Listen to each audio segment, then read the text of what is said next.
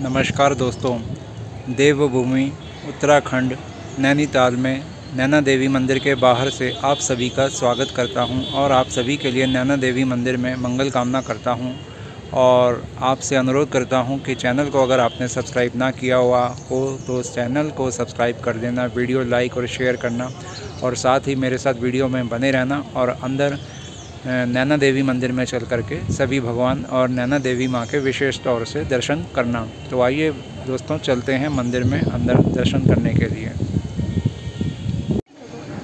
तो आइए दोस्तों, आप सभी मेरे साथ नैना देवी मंदिर में दर्शन करने के लिए चलिए। यहाँ अभी मैं और आप दर्शन कर पा रहे हैं नैना देवी मंदिर के मुख्य द्वार के दर्शन आपको हो रहे हैं। जब हम इनकी सीढ़ियाँ उतर करके अंदर को जाएंगे तो लेफ़्ट हैंड साइड पे ही नैना देवी जी का मंदिर बना हुआ है और राइट हैंड साइड पे हनुमान जी की एक विशालकाय मूर्ति लगी हुई है। तो आइए अंदर दर्शन करने के लिए चलते हैं। तो ये जो आप भवन देख रहे हैं, यही भवन नैना देवी जी का भवन हैगा और ये नैना देवी जी का मंदिर शक्तिपीठ मंदिर के नाम से जाना जाता है। यहाँ आपको दर्शन हो रहे हैं संतोषी माता मंदिर के और इससे आगे बढ़ने पर आपको दर्शन हो जाएंगे नवग्रह मंदिर के। तो नवग्रह मंदिर में अलग अलग प्रतिमाएं लगी हुई हैं जिनमें आप यहाँ पर संपूर्ण उनके दर्शन कर सकते हैं और बीचों बीच ही शिवजी का भी मंदिर स्थापित किया हुआ है। इन सभी के दर्शन करने के बाद में आइए अब हम चलेंगे आगे की ओर और आगे दर्शन करेंगे अन्य देवी देवताओं के।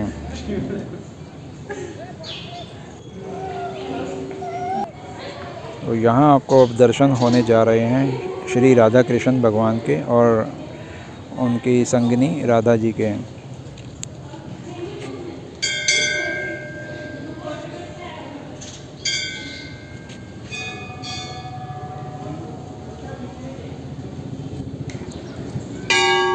यहाँ अब आपको दर्शन होंगे भैरव जी के, जिनको काल भैरव के नाम से भी जाना जाता है और ऐसा कहा जाता है कि जहाँ भी देवी माता का मंदिर स्थापित होता है वहाँ पर काल भैरव जी के भी मूर्ति को स्थापित जरूर किया जाता है।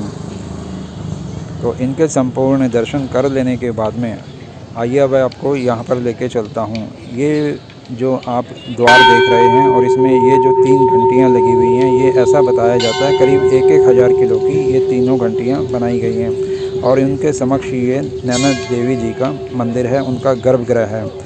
यहाँ पर एक बात की वो हैगी कि उन्हीं के ठीक सामने शिव जी का भी यहाँ पे मंदिर स्थापित किया हुआ है, जो कि नंदी जी भी उसमें सामने ही उनके बैठे हुए दिखाई देंगे।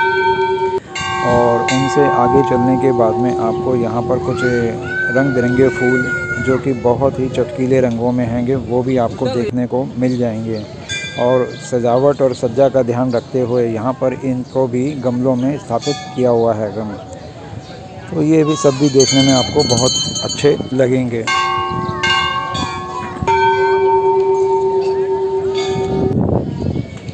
अब आपको दर्शन होंगे यहाँ पे सीढ़ियों से ऊपर जाने के बाद में विष्णु भगवान के 10 अवतारों के 10 अवतार मंदिर ये कहा जाता हैगा। इसमें विष्णु भगवान के जो 10 अवतार थे उनको यहाँ पर दर्शाया गया है। जैसे कि आपके सामने ये है कच्छ अवतार, वारा अवतार, नरसिंह अवतार,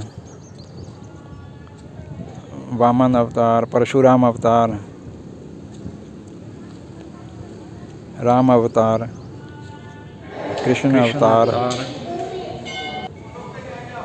बुद्ध अवतार। तो इस प्रकार से कलिक अवतार समेत सभी 10 अवतारों के दर्शन कर लेने के बाद में अब आप जब मंदिर में इसको दूर से देखेंगे तो आपको कुछ दूर से ये 10 अवतार विष्णु भगवान के कुछ इस प्रकार से दिखाई देंगे, जो कि एक ही जगह एक ही भवन में उनका विग्रह लगाया हुआ हैगा।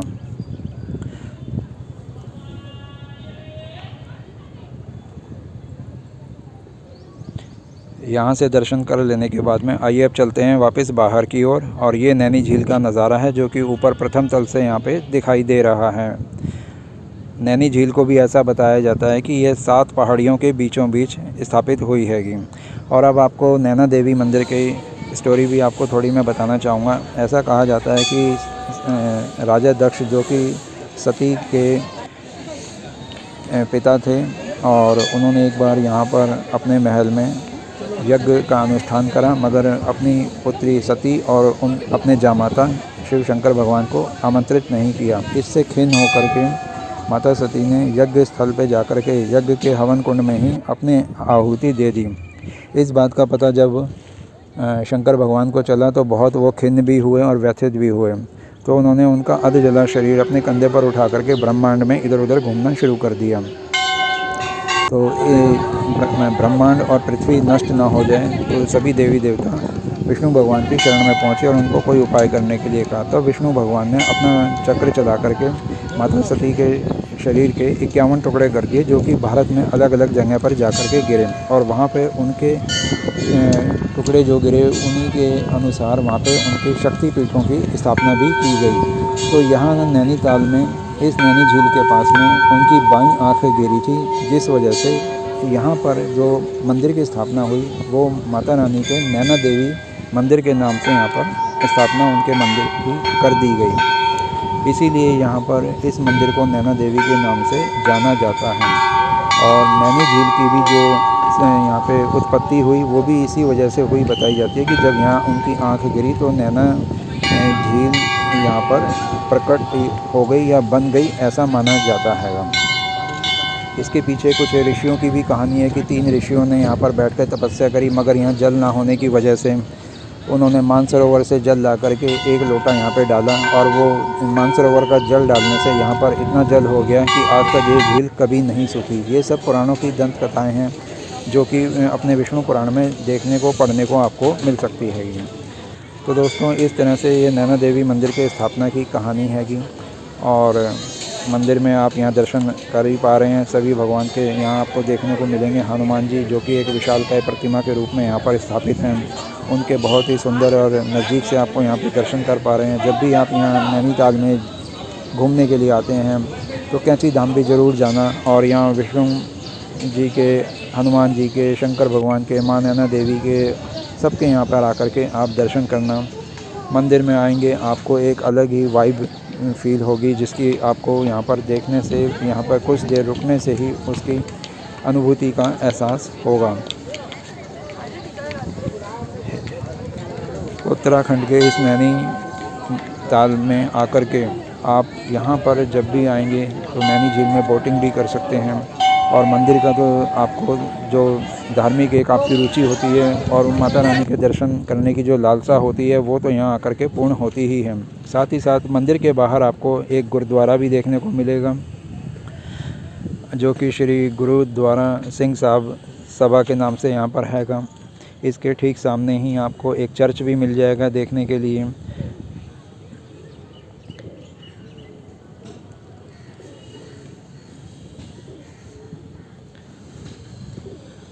गुरुद्वारे में यहाँ दर्शन करने के बाद में आप यहाँ से सामने ही एक, यहाँ पे जैसे कि दिखाई दे रहा है आपको एक मस्जिद दिखाई देगी, जो कि करीब 150-200 वर्ष पुरानी बताई जाती है और ये जामा मस्जिद के नाम से जानी जाती है।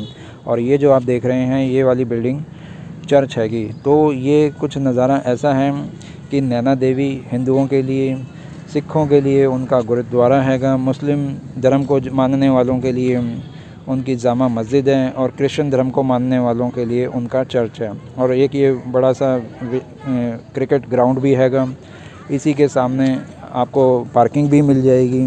तो इस तरह से आप किसी भी धर्म से हों, आप यहाँ पर आकर के अपने धर्म अनुसार अपनी धार्मिक स्थल पर आकर के उसकी पूजा पाठ दर्शन आदि कर सकते हैं।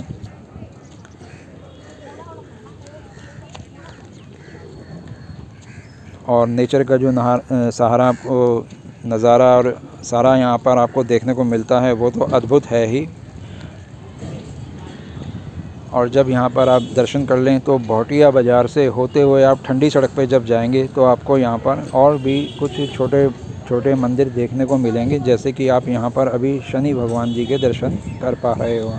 सूर्य भगवान के पुत्र शनि देव जी का यहाँ पे छोटा मगर खूबसूरत सा मंदिर स्थापित किया हुआ हैगा।